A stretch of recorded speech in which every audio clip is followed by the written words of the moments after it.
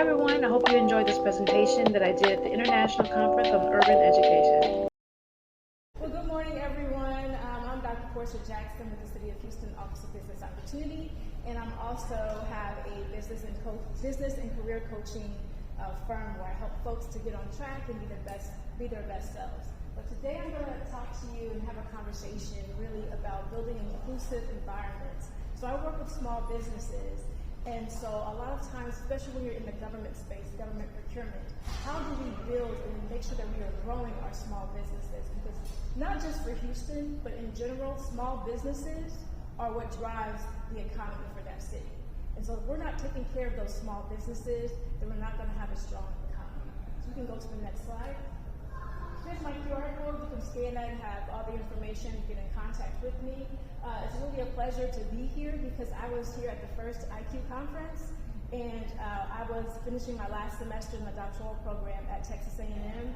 And the presentation that I did led to the book that they did called Global Perspectives in Urban Environments. And so I wrote chapter 10. So if you ever read that book or grabbed that, that's me, chapter 10.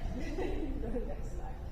And so this presentation is rooted in this, that building inclusive organizations continues to be a priority and a challenge in organizational research and practice. And I'm going to talk from the practice perspective today. And so when I'm talking about historically underutilized businesses, I'm talking about minority, woman-owned, small businesses, as well as economically disadvantaged businesses. And so the acronym is MWSDBE. Anybody heard of that before? Okay. We can go to the next slide.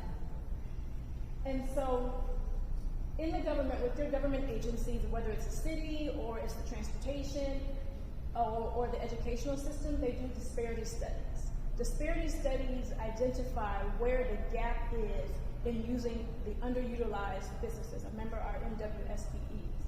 And so because of the disparity studies, they'll show, like, for instance, recently in our county, the disparity showed that only 0.7% of government contracts were going to historically underutilized businesses. So that's why it's important to do disparity studies. In the city of Houston, we've done ours, and then policies come from that. And so the policies, and I'll kind of touch on that, what it results in, but it results in goal-oriented contracts. So if you've ever done business with a city or a government agency, they may have a percentage on that contract, which means this percent has to go to historically underutilized business. But it's just more than just putting a percentage of that contract for those businesses to thrive. We have to think historically back, talking about legacy, and that's kind of where my dissertation was, in family businesses and intergenerational careers. We have to understand that our historically underutilized businesses do not have the resources that the majority have. So those folks are coming from lines of business owners. And whether someone is owning a business or not, when you are young, you're in an environment, and you begin to think what you can do and what you cannot do. And even if you don't take advantage of it, there are just things that you have a knack for, or it's able for you to get resources. But with our historically underutilized businesses, they don't have those resources. So when we talk about disparity studies and then putting the goals on the contracts, we're also talking about making sure that we're able to provide resources, have partnerships, and opportunities for those businesses to thrive. And we can go to the next slide. So I'm not going to go through all of this, but this kind of gives you, sets the stage as far as what Houston is. And just want to point out, so if Houston was its own nation, it would have the 27th largest economy, right behind Belgium, right before Nigeria. So with that being said, the city of Houston alone purchases over $2 billion of goods and services. And so because of that, we have goals in our contracts. These are standard goals. 34% for construction, 24% for professional services, and 11% for goods and services, so that we can make sure that our historically underutilized businesses are working on those contracts. And because of that, we have 7 signature business programs. Those programs are to make sure that those businesses have the opportunities and they have the resources. It's not just one thing to say, okay, I'm a minority-owned business, give me that contract, right? I want 34%. but you have to be able to run your business so that you can be able to, when you get that opportunity, to grow your business. Because the ultimate goal is that we don't have to have percentages on contracts because it's an equal playing field. But until then, we have to have those goals, and we have to have programs in place to help and provide that network and that resources so that the businesses are able to take advantage of the opportunities. And we also have a business solution center that helps connect those businesses to the resources that they need.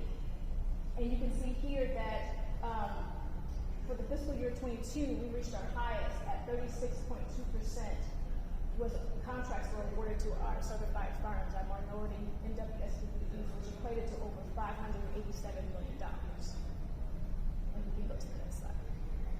And so I just wanted to highlight 2 capacity building programs that we have that really work so that if anybody's in that government space, whether you're a business owner or working in government, this is an example of how these business development programs work to ensure that we're creating an environment that provides resources for our small businesses. So we have one which is Build Up Houston. It's a 7-month capacity building program.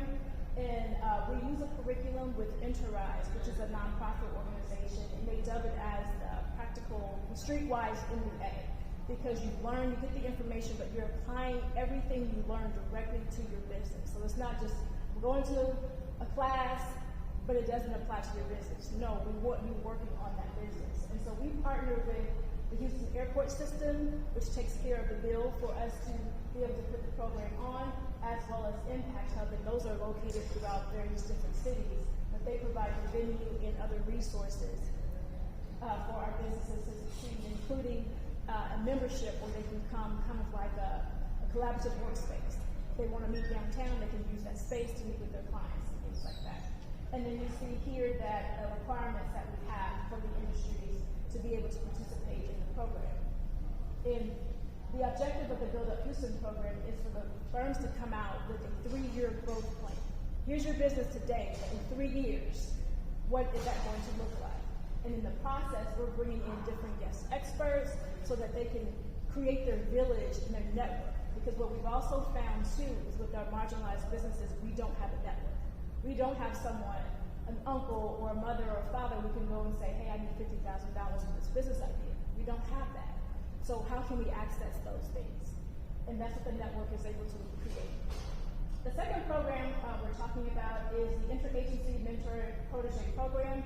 We always use acronyms, so it's IMPP for short. It's an 8-week program, and what we really, the partners is what's key on this.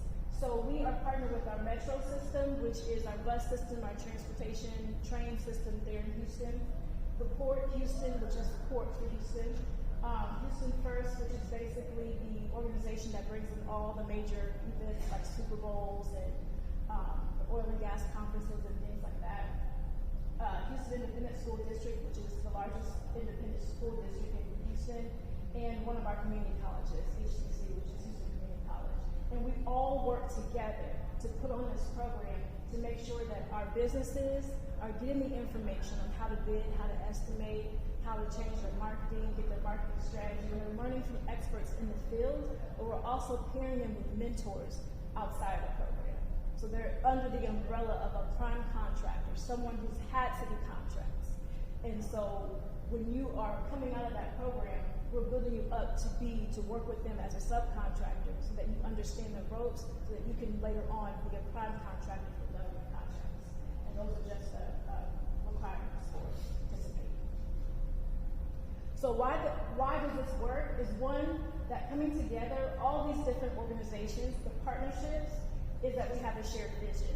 In the city of Houston, and Houston in general, the different organizations, we're not on our own, right? We want ultimately for the small businesses to win. It's not about what the city does or what Metro does or what the other organization does. We all come together to help.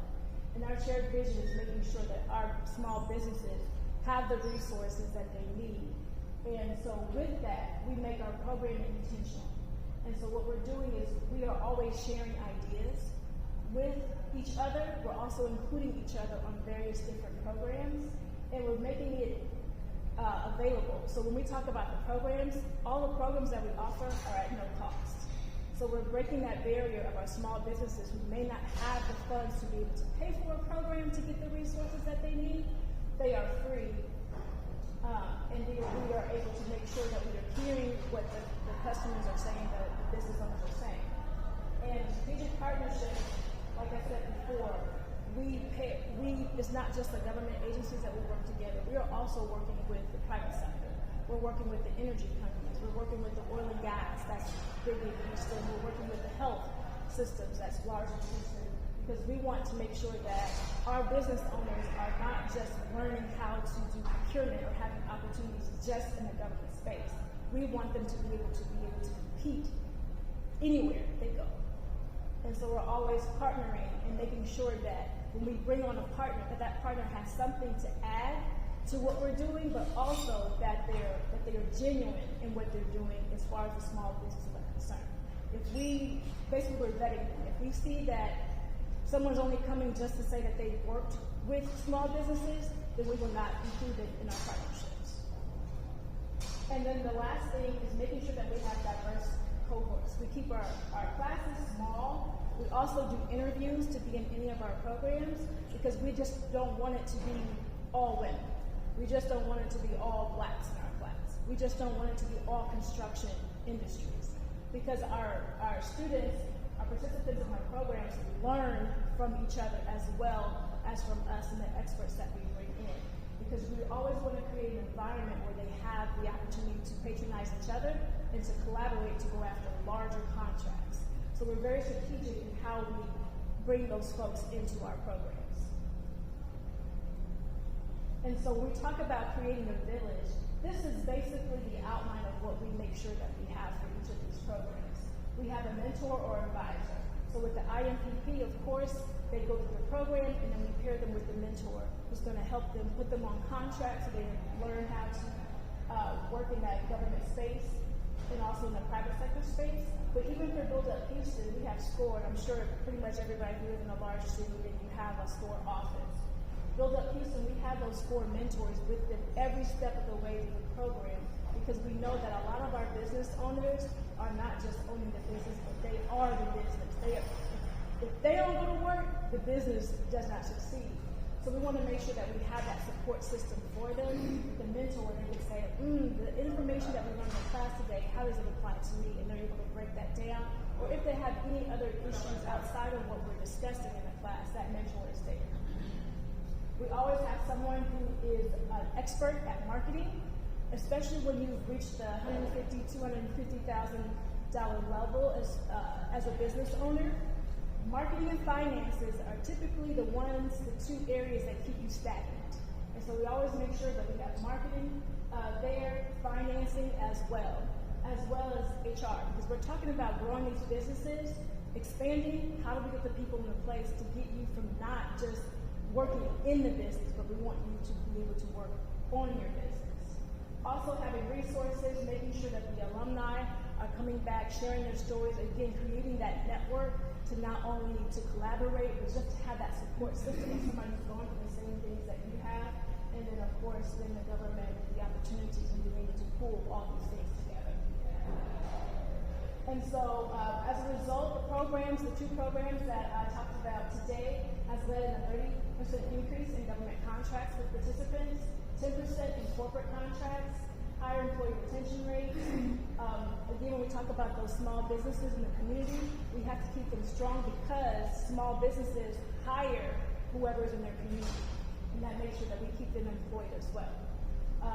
It eliminates the barrier to access to capital because we're bringing in lenders, CDFIs, as well as large banks to help them and build relationships, as well as increased business collaborations and increased revenues for over 190 MWSDBEs since our program's inception.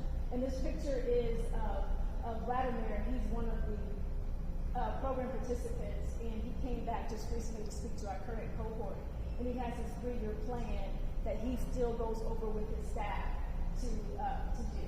And so I just want to highlight that. The next slide is just a success story of one of our participants.